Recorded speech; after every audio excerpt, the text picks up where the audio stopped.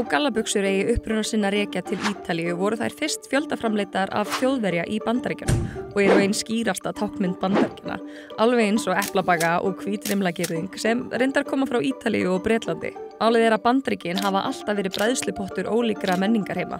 Bræðslupottur sem ekkert bræddi, enda skipast fólk reglulega í fylkingar með ólík menningarleg og félagsleg gildi. Því kemur ekki á óvart að ný gallabuxna auglýsing American Eagle með leikoninni Sydney Sweeney í aðalhlutverki sé nýjasta átakaefnið á vígvelli menningarstríðs Bandaríkjanna.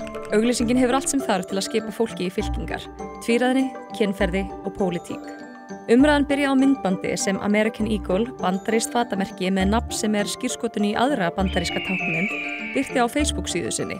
Þar sést leikonan og kynbomban Sydney Sweeney klæða sig í gallabuxur liggjandi á gólfi. Hún talar hvernig gen sem börn erfa frá foreldrum sínum geta ráðið hárlit, persónuleika og augnlit og endar á þessum orðum. My jeans are blue. Genin mín eru blá, eða gallabuxurnar mínar eru bláar. Þessi tvíræðni lykilatriði í gagnrýninni og umræðinni sem síðan byrjaði. Atriðið tilvísun í Calvin Klein auglýsingar sem Brooke Shields lék í þegar hún var 15 ára. Sú auglýsingaherferð var líka umdeild á sínum tíma, en ekki af sömu ástæðum. Gagnrýnendum fannst herferðin aðeins of kynferðisleg og tvíræðnin fyrir svona unga fyrirsætu. Og sérstaklega þessi hérna. You wanna know what comes between me and my Calvins? Nothing. Brooke Shields sagði sjálf að hún hefði ekki áttað sig á tvíræðninni á sínum tíma. Það voru ekki gallabuxurnar eða kynferði Sydney Sweeney sem vöktu mesta athygli heldur handritið sjálft. Erfðamengið hennar Sydney varð kveikjan að gagnrýninni. Sumir túlkuðu þetta sem hundaflaut fyrir kynbætur og hvíta yfirburðahyggju. Aðrir sögðu þetta oftúlkun á auglýsingu sem að þeirra mati snerist aðeins hvað leikonan aðlaðandi. Fasismi, útilokana menning, hundaflautustjórnmál, vókismi. Þegar fólk komst að því að leikonan væri skráð í repúblikanaflokkinn, blandaðist forsetinn inn í umræðuna. She's a registered Republican? Oh, now I love her ad. Umræðan gen í samhengi við kynbætur ekki ný af nálinni í Bandaríkjunum. Donald Trump vakti athygli í október í fyrra þegar hann sagði óskráða innflytjendur sem fremja morð vera með slæmgen.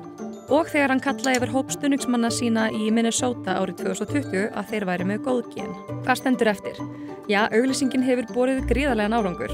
Fyrirtæki átt undir högg að sækja vegna hækkandi verðs á textíl í tollastigi Donald Trump við Kína, en nú í algjörum viðsnúningi. Ekki þrátt fyrir heldur vegna umræðunar. Hlutabréf American Eagle hækkuðu 20–24%, sem mesti árangur þeirra í kvartöld. American Eagle neitar öllum ásökunum hundaflaut og segir auglýsinguna snúast flottar gallabuxur. En áður en hún fór í loftið sagði markaðsstjóri fyrirtækisins við blaðamenn að auglýsingin innihéldi sniðugt orðalag sem myndi klárlega augra fólki. Það virðist ljóst að fyrirtæki hafi skilið nákvæmlega inn í hvaða menningarlegt samhengi auglýsingin myndi tala. Og tölurnar tala sínu máli.